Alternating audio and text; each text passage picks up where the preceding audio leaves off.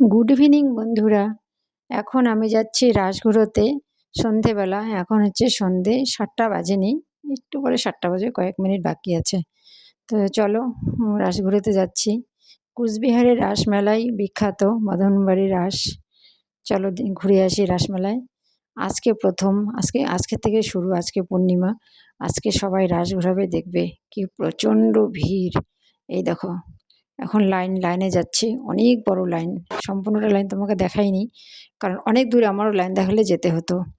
এই যে ঢুকে পড়লাম, এই যে রাস।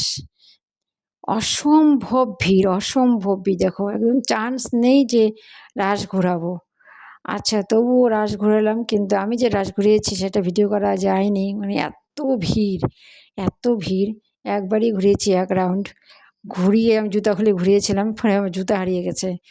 অনেকক্ষণ ধরে জুতা খুঁজেছিলাম। তারপরে দেখছি পতুনা রাক্ষসী।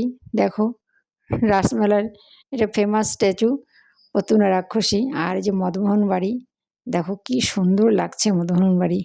আর এটা যে দেখেছো, এটা হচ্ছে এখানে ফাংশন হয়, নাচ গান হয়, আর যাত্রা হয়, কীর্তন হয়।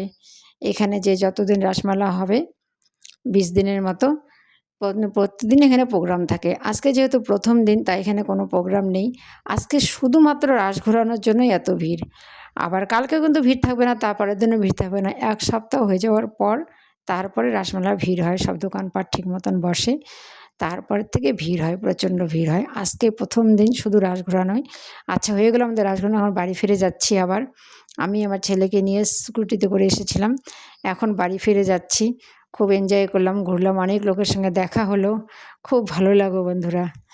তো ভালোই হলো, ঘুরোতে পারলাম। রাস পূর্ণিমার দিন, প্রথম দিন রাস ঘোরানো ভালো। তো প্রথম দিন রাস ঘুরিয়ে ফেললাম। রাধে রাধে।